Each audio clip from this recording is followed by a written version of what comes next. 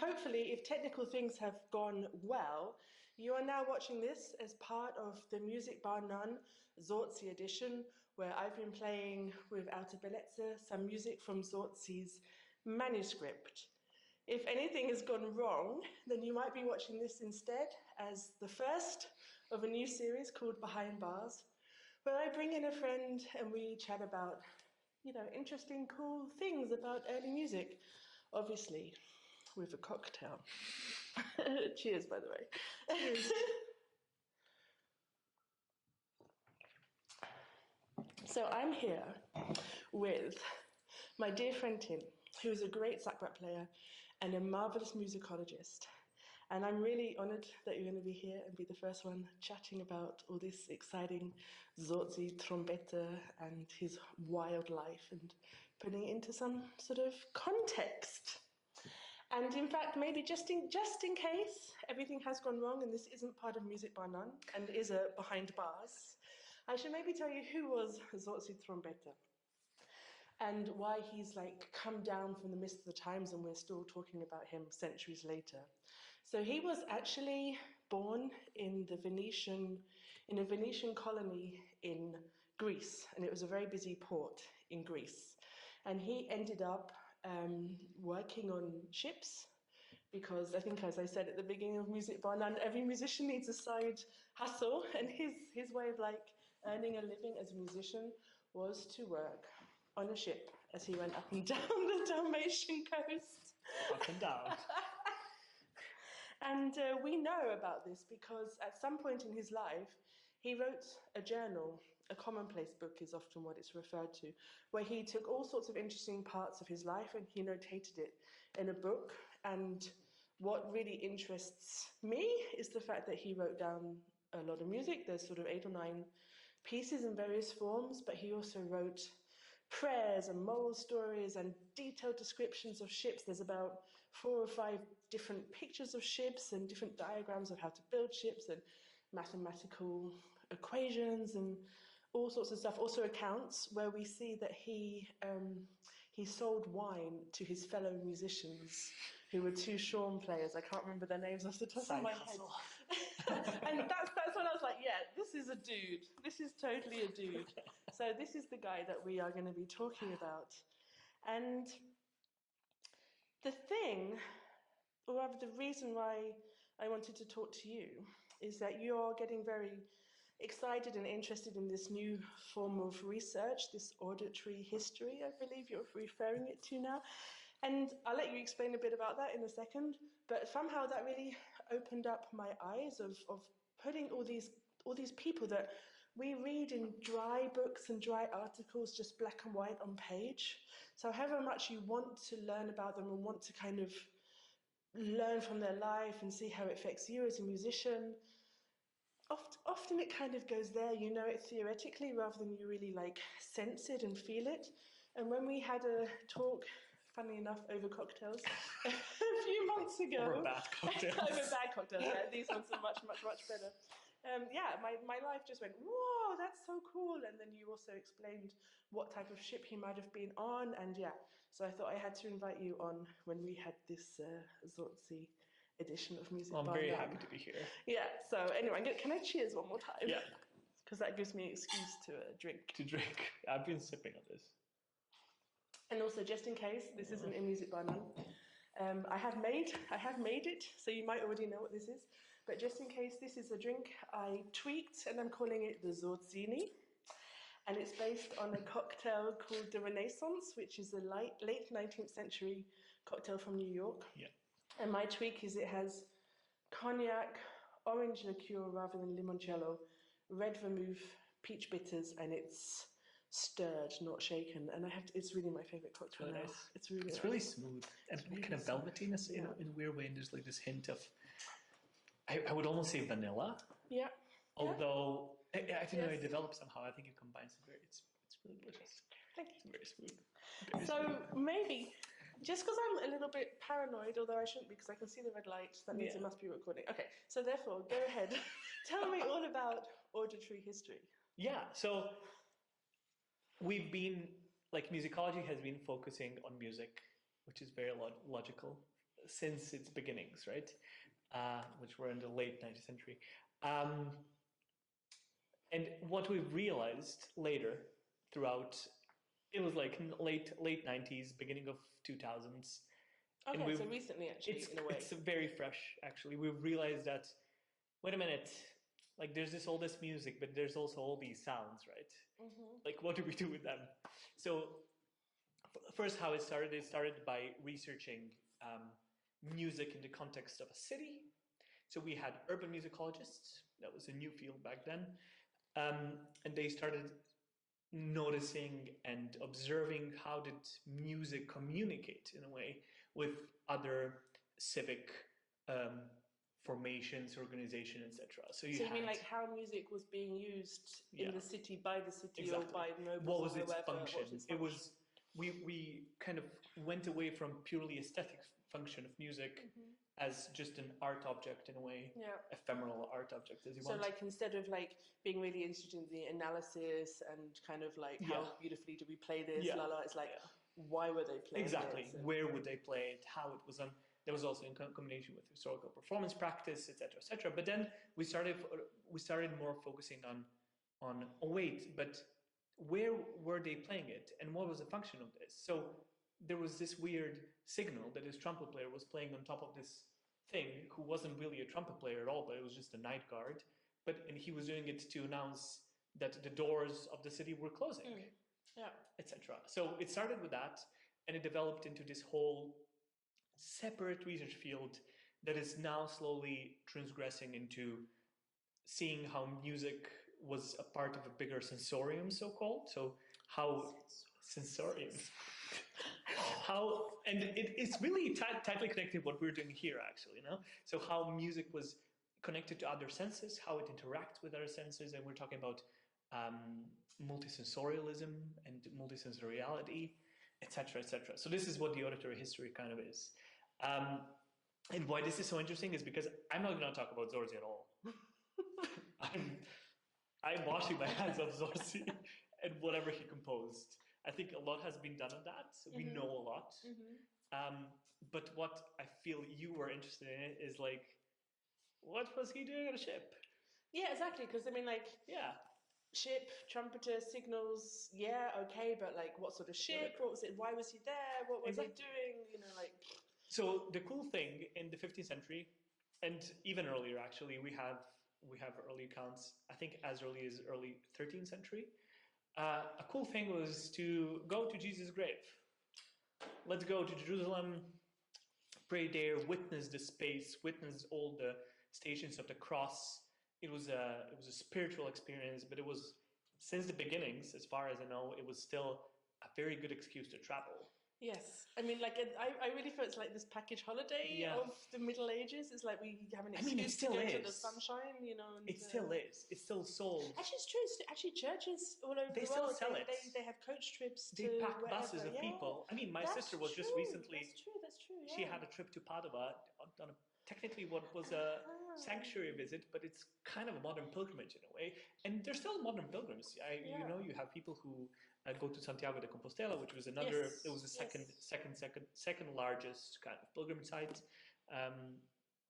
And so Jerusalem was really the place to go to be, to live through this spiritual thing. And if you couldn't go by foot, you would read a book and go spiritually there. There's also this kind of parallel type of literature. Was that because like technically you were meant to walk there? That was like part of like being a pilgrim means like foot by foot. To there. I mean, physically go there. I feel it was more like that. There were both continental and sea routes. Sometimes it was easier. One was easier. Sometimes the other was less dangerous. In any case, any form of travel was dangerous. So some people, maybe they were older, maybe they were a bit more sensitive to nature, maybe they were a bit more, fragile in nature, I would say. They opted for a different kind of pilgrimage, and was the spiritual pilgrimage. So they would take a book, and they would have. There's a lot of these examples actually. There's a lot of these spiritual pilgrimage books that were written by people that never traveled, but they've read other people things, and then they've put some orations inside, meditations on certain topics, and then technically through a book they would guide see. So a you spiritual literally, like, pilgrim. you can sit at home, but you can sort of Yeah, mentally and yeah. spiritually go You on this would be distally pilgrimaging to the thing, and you would, in that process they would give you the same spiritual experience you would get. Although what was lacking was the actual experience of travel. Yeah. And there's so many people saying that if you haven't actually traveled, you haven't been there. Yeah. And there's really 15th century accounts of this. Yes. People saying that you really need to experience the ship. You need to experience the terrible weather. You need to experience. You need to suffer for your in a way, spirituality. It was a part of a bigger spiritual experience. Much more people opted for that. And I'm guessing also that they were sort of like buying themselves an easier route to heaven or something. Like if you go on a pilgrimage, it was kind of I think it was your exactly. first class. Although it was also a first class ticket that you need to be approved for, because you needed to have a permission. You needed a permission to go on a pilgrimage. To go on a pilgrimage. Yeah, exactly. By your local ecclesiastical governors. I didn't know that. Yeah, it was quite a thing, especially also if you were working for somebody, you needed a permission to go as well. Of course, right? yes. But anyway, you get a permission and you say, okay, I'm ready. Maybe you read a book before. You can read a book, and because there's also a lot of these like hand guides. It's like a tourist guide, a travel guide, like kind of New York. Yes. You know, what to see, where to like eat here and stop there and see that shrine, and exactly. You have like this. You have travel a good guide. view from that mountain. And how to travel, you know, and then you have all these detailed. This is the sources that we get the details from, right? You have all these details about how to behave on a ship, what to do, what not to do. How to talk to people when you go off the ship, etc., etc. So there's all these things. What to bring, how much money to take, which kind of money to take. But there's like 20 currencies on the road to there, right? What is used where? How to convert certain currencies? How to, I don't know, convert Venetian money to Dalmatian money, which is kind of the same empire, but still two different currencies. And how do you then transfer that to Greek money? And then when you come to Jerusalem, what do you do there? So there's all these really very practical, it's a huge industry. Yeah, it's a huge industry. It's a proper travel. It's a proper tourism kind of thing. So this basically lasts from the beginning of 13th century. It slowly develops, and then there's like a huge boom in the 15th century, 16th century, tremendously. It's super popular to go. It was also it was much easier to go in the 16th century than 100 years before. You had better ships. People had figured out better routes. They knew which time to go and not to go, etc., etc. So it was like, you know, they figured out a way how to travel better and safer. And basically, 16th century was like the place to go, the time to go to Jerusalem, right? But anyway, so you read a book. Yes.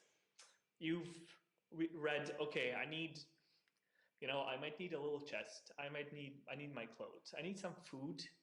Usually you would be provided food. So you would be provided like lodging or accommodation and food by your ship's captain. So actually one thing, so I imagine this is a very expensive thing. So also only a certain strata of society could even kind of... See, you would imagine that it would be only like nobility, but it was a lot of priests. It was a lot of spiritual people. Okay. But it was also sometimes a bit lower level, lower level society that gained money. It was possible. So, and I guess also maybe on the ship there's different levels of board and lodging, and the best cabins were expensive than if you were on the ground being rocked back and forth in the bottom of the galley or whatever it's called. There was usually, for most people, there was this one big room. Wow. Okay. And that's how it started. It was like this one big room in the beginning with a lot of beds, which were technically hay mattresses, more or less. Yeah. The pilgrims. So let's talk about pilgrims only. I think it was the most often group of people that would travel. Usually you would have also merchants on the ships that would travel in the same kind of things. There was pilgrims.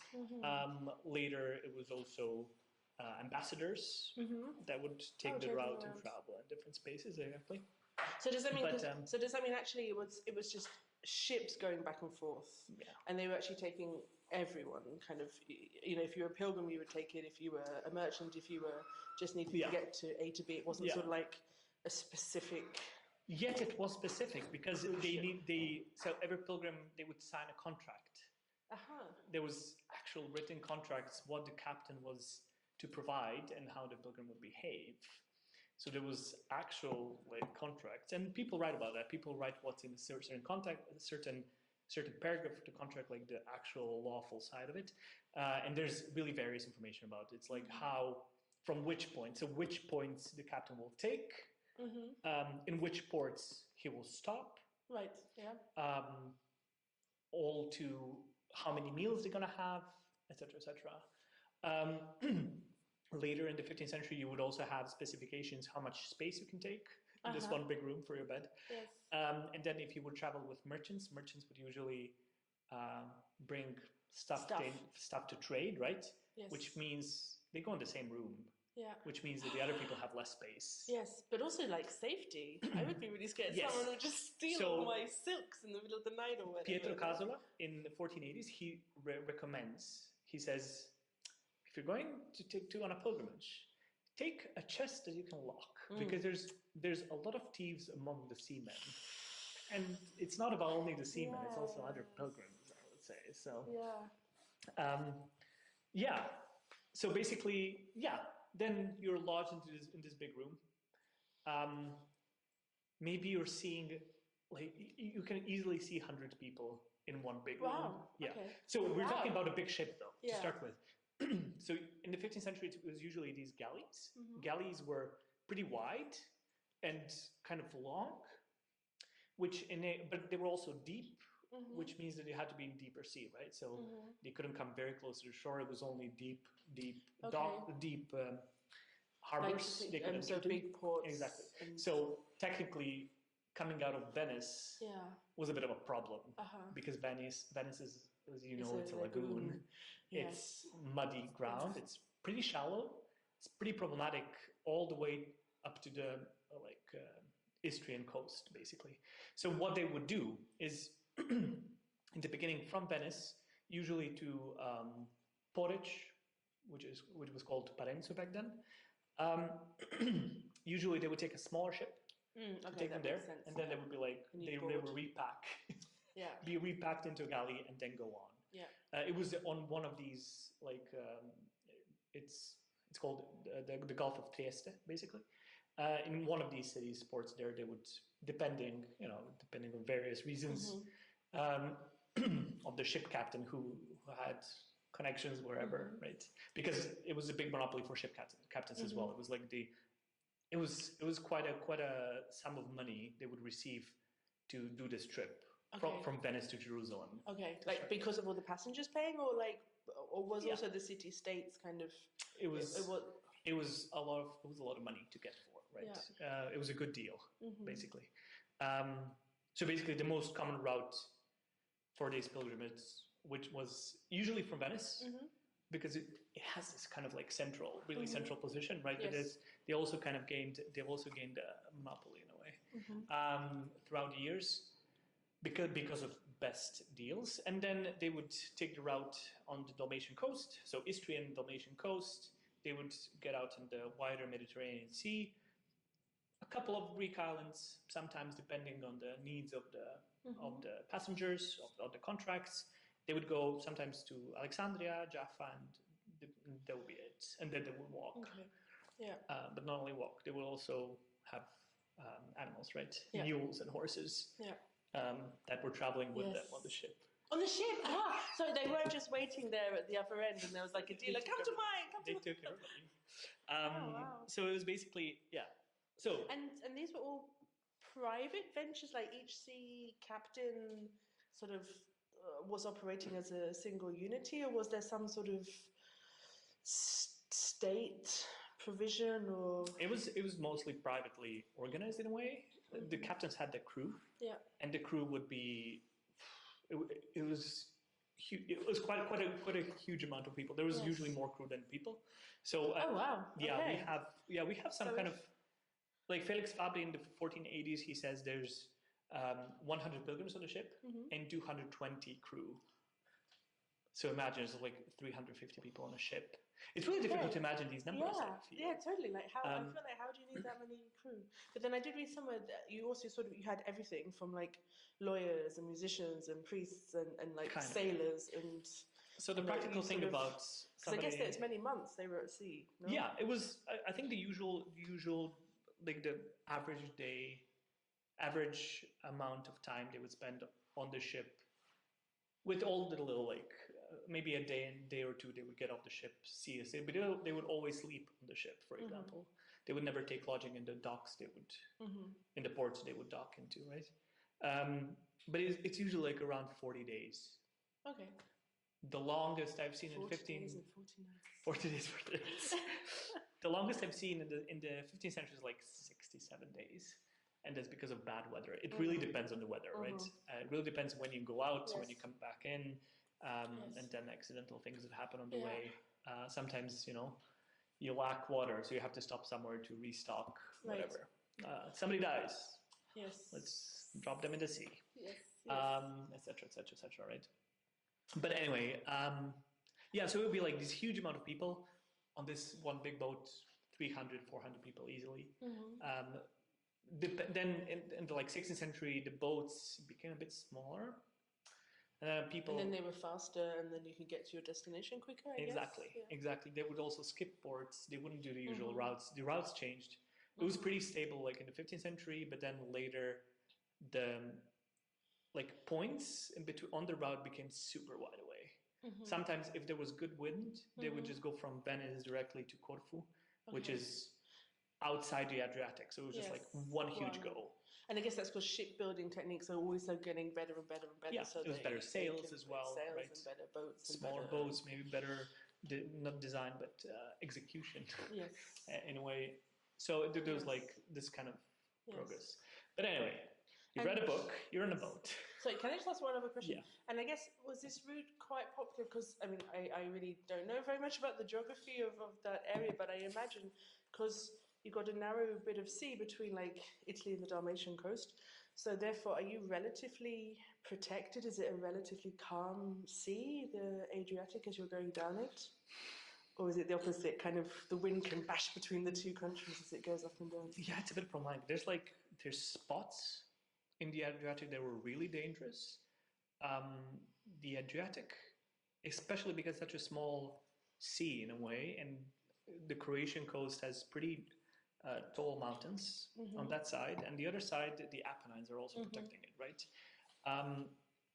But it was mostly the Croatian side it's very developed, which means it has a lot of islands. There's more than 1,500 islands on the Croatian coast. And I know this not because I'm a historian, because I'm Croatian. So because there's so many islands, the current also works differently. There's a lot of rocks, which means it's quite dangerous. It's quite dangerous. Exactly. Actually. And then that side of the Adriatic has tendency to have very, very quick weather changes.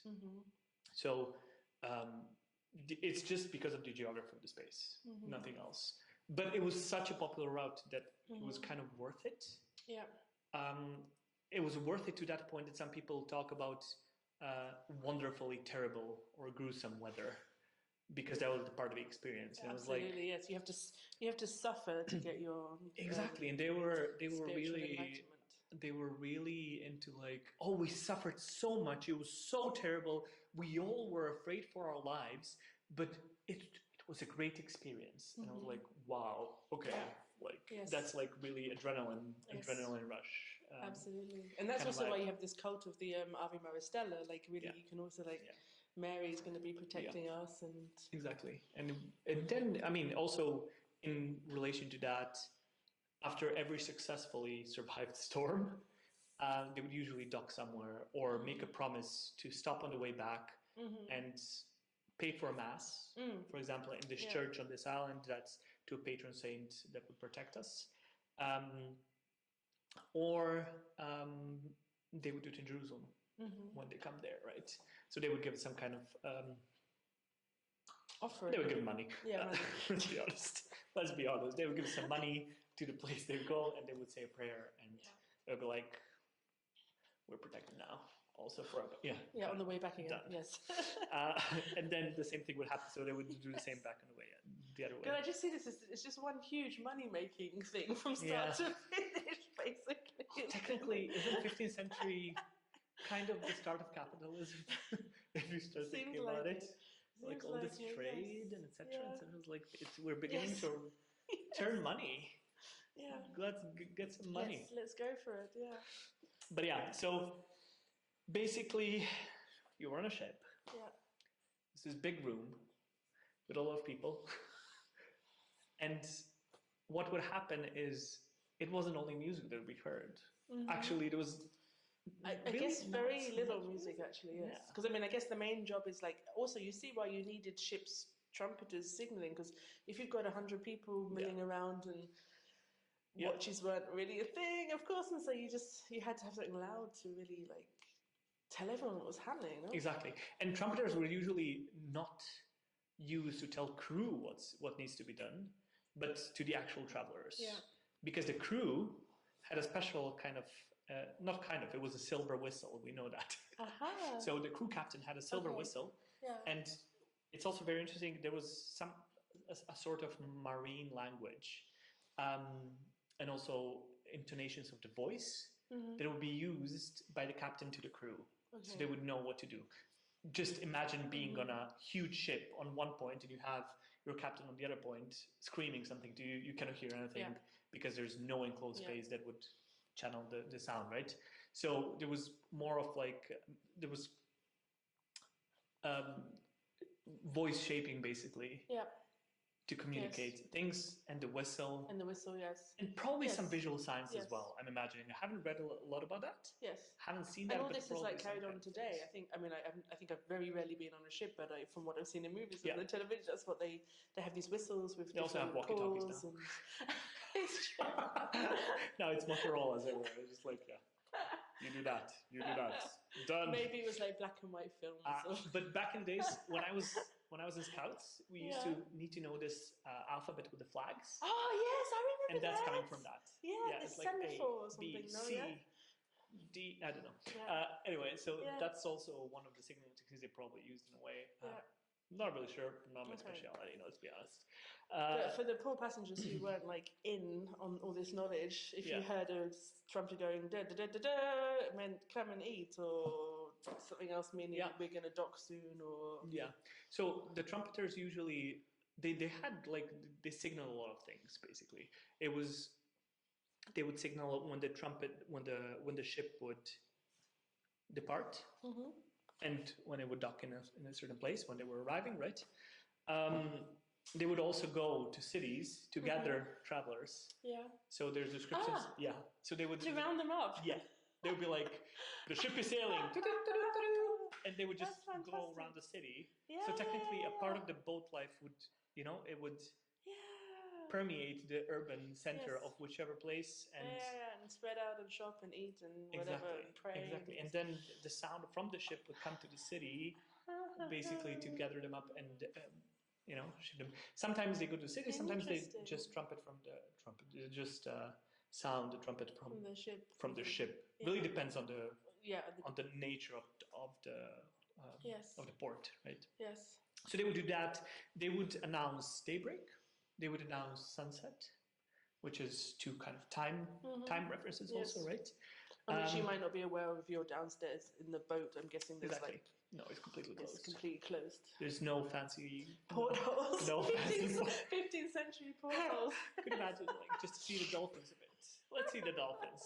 Let's see how long before the ship. No, you were completely capsized. Once you were down, you were completely isolated. Down, You were completely isolated. It was like it was pretty dark. They were using candles and oil things, oil lamps, whatever. That sounds crazily dangerous, but anyway. As well, yeah. I'm just getting this overwhelming stench. It was that mostly must have been down there. Yes, so there's. Crazy. And funnily enough, we have information about these kind of these experiences actually, and it's not only stench; it's also just a claustrophobic feel that a lot of people have experienced. It's just a lack of space that people simply couldn't take. Right, even though they didn't live in huge mansions, there was just a lot of people. It was really congested in a way. Yes. You have a lot of creepers. Ah, A lot of people equals a lot of yeah. lice, fleas, Yes. Jumping from flies in person the to end, person. gnats, worms. Wow. So there's a lot of that. There's also a lot of noise from people. You can imagine being with 100 people in one, even with 50 people Yeah. of different religions, of different nations. So you could also talk about noise from different languages being spoken at the same time. Which, okay, you know, somebody would understand Italian, Latin. Maybe the priest would talk Latin between themselves. But then there was a merchant from, let's say, Split, and he would speak in his local Slavic dialect. And it was like completely incomprehensible to other people. And from that perspective, it could be tolerated as noise, right? Yes, so you can exactly. imagine this. Yes. And then him hearing French, I was like, what is this language? Like, we don't do this so often. Yes. Yes, I can testify that being on trams and like, hearing Swiss German. Exactly. You just zone out languages that you're not sort of, that don't immediately speak to your heart and your brain. You sort of switch it out. But then as soon as I hear someone English speaking on the tram, it doesn't matter how far away, my ear just goes whoosh. Yeah, exactly. So there was also one kind of bothering element of it. But then also there's mention of vapors. I think they're talking about farts. Let's be honest. And also, you know, how hygienic you could be on a boat for 40 days. Yes. Difficult. Hygiene was also, I mean, it was a big problem. Yes. People had reserved clothes, but it was like, you're not going to change them every day. No, you're not going to change them very Yes. often. They would go out, when the ship would dock, they would go for a swim. Okay. That would be a thing. Yeah. Sometimes, not very often, because many of them couldn't swim as well. That's also a thing, right? But sometimes in protected coves, when it was safe to do it, they would do it. So that's maybe one, how they would treat hygiene. For example, they also had different herbs and like smell bombs that would help with these kind of things, right? Smelly water as well. And then, it was then for the rest of the things, it was mostly noises that would be annoying when you were down. Maybe most traumatic sound that you could experience is being enclosed in this like big belly of a ship, having a violent storm outside. Well, as I was just thinking that, like, even with no storm, I can just imagine like this. You know, you're there in the waves and the water. That's going to be a constant kind of stressor, black noise. If you know, just like this. Yeah. So I mean, if you have a storm, then that's heightened beyond belief. Yeah. So I think, and everyone then screaming and praying and chanting and singing the final Ave Maria or whatever. I think noise of the storm, like the event of a storm, to experience it as a traveler, I feel it's like a completely different topic. Yeah. You would not only have the waves really hitting the ship from all different sides, because the control wasn't the best. You had the galleons that could do what they could do, but it was like really the ships were just like thrown in the water. I remember this one. It's one brilliant depiction of how that sounds, and the traveler said that the ship was beaten, like there would be 100 men going around it and beat it with wooden sticks. So just imagine that in a way. It's quite violent. It's quite strong in a way. There will also be thunder. There will also be rain tapping for an up. There will also the crew that was running around, managing the sails and trying not to die, basically. Because the pilgrims, whenever there was a storm, they were all shoved down.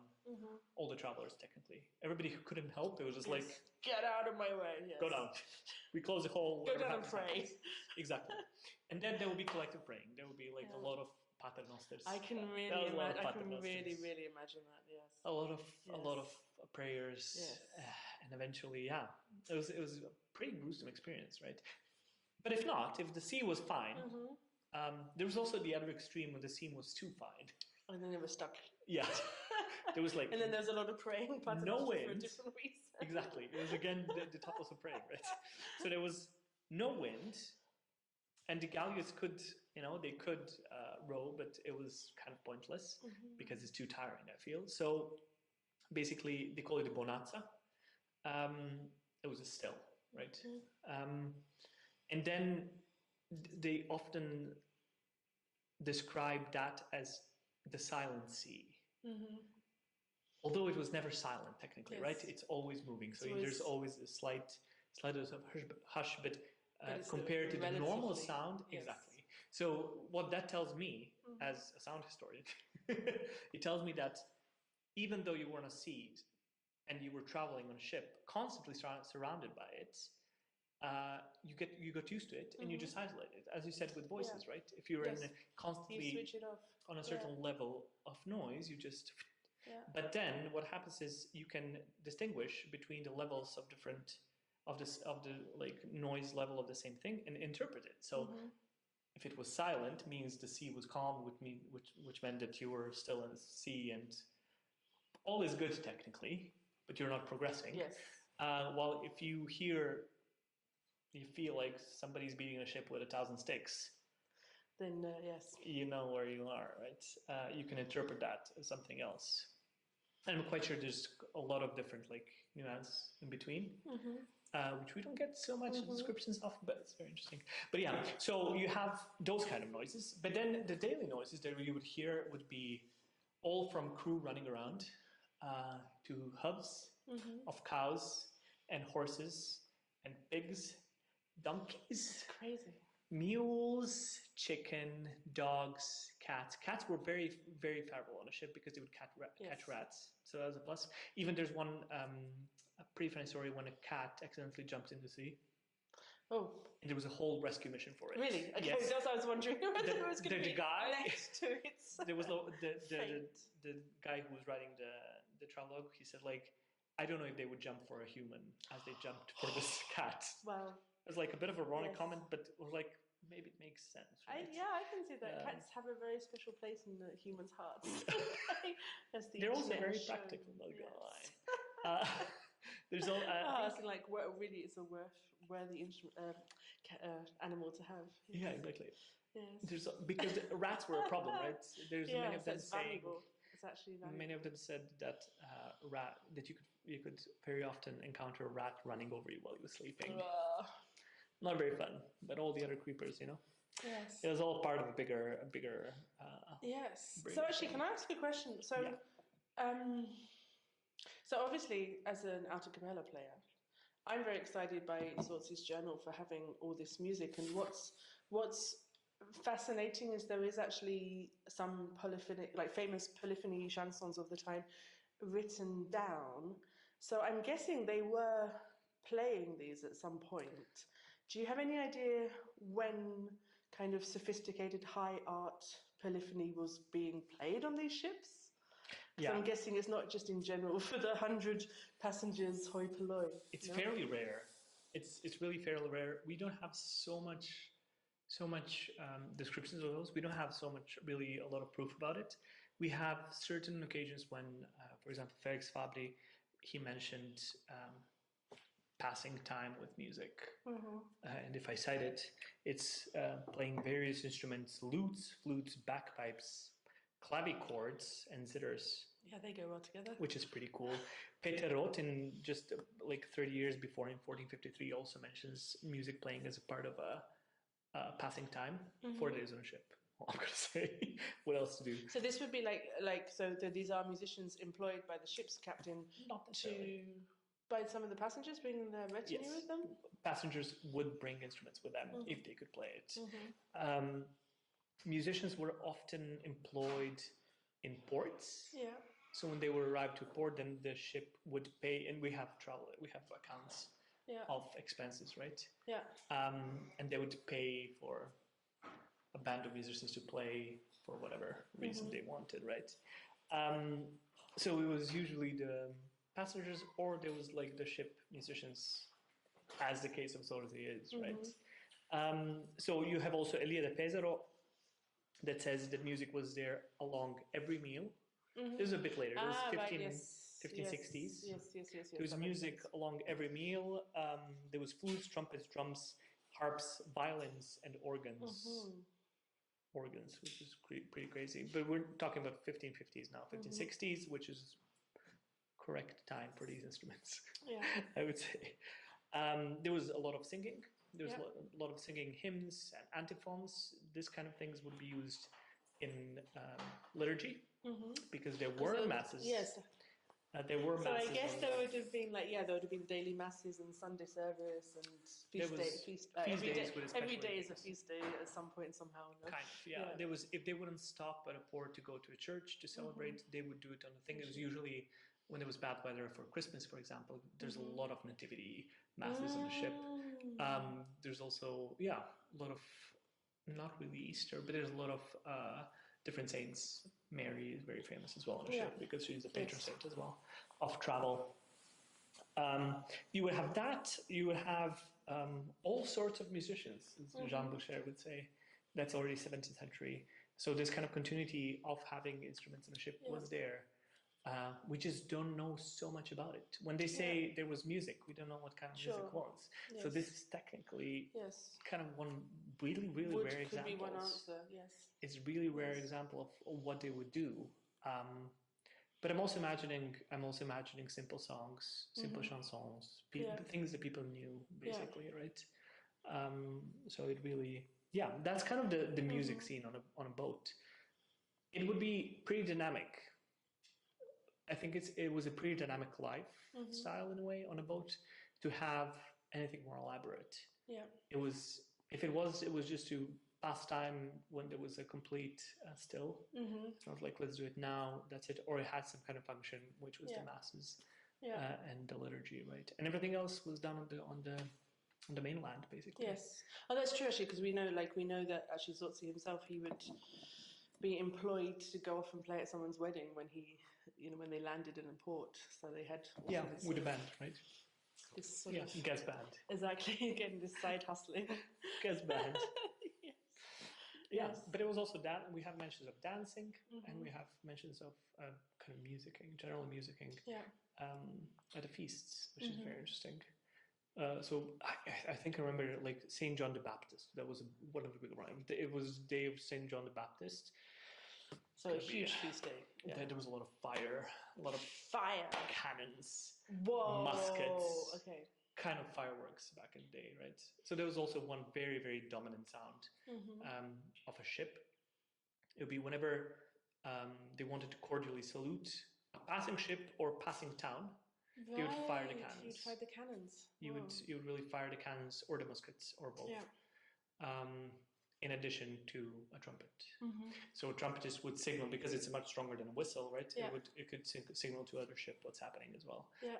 Probably with some kind of signals. It's difficult to say. We don't know for now. Yeah. Maybe we will find out. Yes. But basically. But they were never, just out of interest, there was never any danger. There was like pirates and stuff like that, or that's there were pirates. There were pirates, so also they were pirates. So cannons were sometimes used also to scare them off in a way to show we have cannons. We have cannons. We have cannons. We have cannons and trumpeters. Everywhere. So basically, this part of the Adriatic from Venice to the Mediterranean is pretty dangerous. Also to travel by sea. So by the mid-15th century, the Ottomans came and they started breaking in also maritime routes. There was a lot of Venetian-Ottoman wars, so you would encounter more. You would encounter much more in the 16th century. So 15th century was pretty chill. If there was a peace period with Venice, most of it was fine. Yeah. Later in the 16th century, the travel really declines because of that. For example, people start taking different routes. They start traveling from other sides of the Apennine Peninsula. So they would sail from Genoa, for example, or even if they're French, they would go from Marseille. Yeah. They were Spanish, they would go from Barcelona. I mean, all these ports were also a possibility in the 15th century as well, but we see them really rarely because it's much more. It's more practical. I mean, like it's also more practical and cheaper to travel in a big group. Yeah, right? That's why you still have the buses today. Yes. It's cheaper. You just pay 15 francs and you're done. And you're done. You go to Jerusalem. No, you go to Rome, whatever. With a group of 200, right? Yes. It's easier to pay the thing. So it was the same thing. Yes. Later, when people became a bit more. Yes, and because this is also still the idea that to travel by sea is probably going to be more comfortable and easier than to like just have a land journey. Like, for instance, why don't you just go down the whole of Italy and then you've just got to jump over the sea to the Middle East? No, it's kind of just there. There's a whole set of other obstacles if you Yeah. go by continental routes, right? Yeah. It's going to take much longer. Yeah. Continental routes with weather, pretty tough. Pretty tough. The terrain, pretty tough. Yeah. Think about crossing the Alps to think of. The Alps and then all the mountains in Italy. Exactly. Yeah. About that, but also if you wanted to go to Jerusalem, you needed to take. Well, there was only one continental route that you could take, and that was the Balkan route, right? Yeah. And the Balkans are super mountainous. It was pretty tough. You needed to carry all the things. You needed the animals. They would get sick. Yeah. People would get sick. Yeah. It's much more easy to pack everything on a ship. It goes by the power of wind. You're done, right? True. There were some people that took continental paths. There were some people who did like this hybrid version. They would go from Venice usually to a bigger port somewhere on the Dalmatian coast, so maybe Split or Dubrovnik. And then from there, they would take the continental route to Istanbul, which was Constantinople back then. It was pretty simple in a way. And then they would see another set of cities, another set of cultures. It was super interesting, pretty interesting. But yeah, so basically that was kind of the situation with the music. There was a lot of noises, as I said. There was a lot of other sensory inputs. There was a lot of smells. Yes. If there was a lot of animals, right? Yes. But you can also imagine a closed area where you eat. Yes. There's also a lot of cooking and food and washing food. And there were kitchens. There were kitchens, and we also know that there were technically stables. There's mentions of. I need to find a citation for this because it's just too good. So in 1414, there's an account book of Querina boat. So every boat had a name, which is pretty cool. So you can track them, right? This was called Querina, and it had 142 sheep. Just imagine the smell. How is there even in space for anything else? I mean, it's crazy. These ships were massive. They're massive. Really massive. Okay. They're really much more massive than we can imagine, in a way. In 1480s, there's sheep, goats, calves, oxen, cows, pigs, and they're all in a stable near the kitchen. They were live food. Think about it. A lot of these animals were live food, which is much more practical than to carry butchered meat. Although in combination with that, they still had butchered meat ready to serve in a way. Elia from Pesaro says there's 40 to 55 sheep, 2 or 3 oxen, 5 to 6 calves, poultry. Then sometimes they would also buy sheep along the route. So there's an example when they would buy 80 sheep in Rovine. Rovine it's very close to Venice. I think it's back in that period, it was like a day of travel max. There's donkeys, horses, mules. There's a parrot. There's one note of parrot. Somebody was befriending a parrot in 1483. There's also, when people were coming back, they would bring animals. Yes. So there was a monkey by Melchior von Gliegen, a Swiss dude. Swiss dude in the early 16th century. Yes. There were falcons and hawks. Also, there were usually diplomatic gifts from periods, but there were also loud birds, right? They can be pretty screechy. So it was like a bunch of noises to be on a ship, technically. So actually hearing a bit of music might be a relief. By relief, yes, absolutely. In a way, right? In a way, even with drums and trumpets, yes. Yeah, actually very much, yeah. Yes, and we're loud, so we drown out a lot of sound, so it makes a lot of sense. Yeah, exactly. But I think, I mean, it's really interesting to question the function of this music on a ship when they're sailing. Because, I mean, it must have been only for feasts. Yeah. Technically, right? There was no... Maybe for an occasional fun activity. High days and holidays. Kind of, yeah. Yes. So it's really good to have these kind of pieces that we have from Zorzi's hand and the other hand as well, right? Yes. To see actually what could have been done. Yes. It's extremely interesting, I would say. Yes, I think I'll just say a little thing about that. Just in the music bar none, we took a break, and because I knew I was going to be adding this in, and during that we had a lot of discussions about the different handwriting and also a friend of mine wrote a dissertation on this manuscript, and reading that the other day really made me also realize there's 3 different scribes you start off the manuscript with some very clear, well-written, the cutting edge notation of the time, and you have the full chanson. So that's normally 3-part. You'd have the cantus, the tenor, and the contrapart, and that's all found in the first couple of pages. And then as it goes on, you begin to get this very strange hand, which was probably Zorzi himself, writing out in these round semi-brevices. And I sort of feel that maybe at a port, or maybe one of the other musicians sort of they were like, yes, this is, these are some good pieces, you should really know this, and this is what it looks like. And then during his years at sea, he was educating himself, he was trying to learn notation because he'd been mainly an oral musician up until that point. Yeah. And you see a fascinating moment where he takes a very famous tenor, Puisque Maman by Dunstable, which was really one of the greatest hits of the time. And this tenor is there, and then there's 3 or 4 attempts in his handwriting to write a contratenor. And it's even written next to it, oh, this doesn't sound good with the tenor, and I tried again, but it still sounds bad. Yeah. And so you see him as really someone trying to educate himself, better himself, learn how to be a sort of a scholarly musician, not just a wind player, probably. And I just find it really fascinating to see that. Yeah, absolutely. And I was just now thinking, when you said it's probably in a port, I was just imagine writing. Yes, writing on a moving boat. Yes. Yeah. Also having. Yeah. Also having a little thing of ink. Yeah. Yes. Just imagine it's probably maybe that also is an argument for short brushstrokes. Yes. Also, yes. True. Pretty quick to do a. Yeah, exactly. Pretty quick. I mean, yes. There's other obvious arguments why you have eight whatever minima they are. Yes.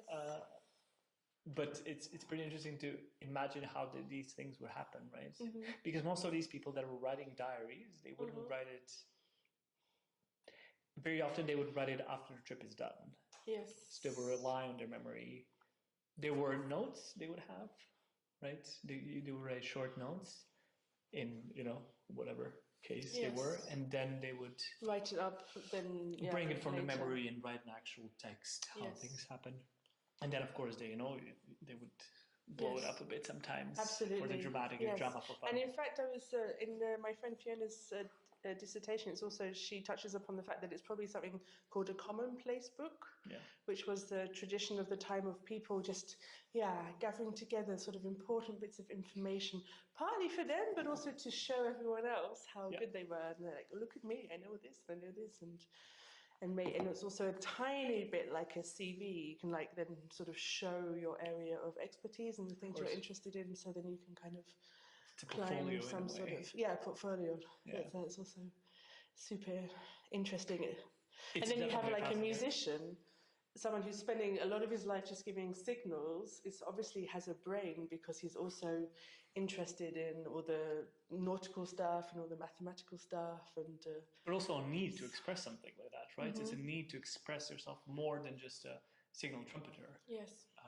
Just to have this kind of aesthetic part of it. Yes. Which I find quite interesting for that period, right? We don't have, as far as I know, I mean, this is really one emotional expression that is not very often seen, right? Yeah. We just hear of musicians being musicians. Yes. We don't know why they're doing it, or we don't know what's the actual intent behind it. But this kind of maybe signals that, look, he wanted to express himself as a musician and contribute to whatever. He wanted to make this music better. Yes. What he was doing. Yes. Or just trying to figure out. Yes, try and figure out there's more. It's more to life. Exactly. Yes. There's more to this music. There's more to this music. There's more to this melody than this lousy contratenor. Yes. Yeah. So I feel we've probably chatted enough. And if you're watching this in Music by None, you can now go and listen to the second half of our concert, which I can tell you was really good because it's already happened. And if you're watching this as part of Behind Bars, then stay tuned for the next conversation with the next person. I'm already intrigued who will be sitting here next time and what cocktail will be made. And I just want to say thank you so much. This has been super fascinating. I've learned so much. Thank you. And I love this so much because it's my field. Yes. It's terrible. Yes. We'll have to have you back to talk about another another topic of your, because you're also a well-rounded, not just a sackbut player kind of. It's not all about ships. It's not all about ships. It's not all about ships. We could spend an hour talking about silence. It would be great. Oh yeah, Molly can join us. Molly did her scholar thesis on silence. There we go. So there we go. Okay, that's the next one. That's the next trio. And for now, let's make this sort of sound. Yes, which is the best type of sound. The best type of sound. So, cheers to all. Cheers. Let's cheers. Let's cheers. Let's cheers. It's so cool that you're doing this. Thank you very much. I love this very much. Oh, yum. Oh, yum. Oh, it's very good. I love this very much.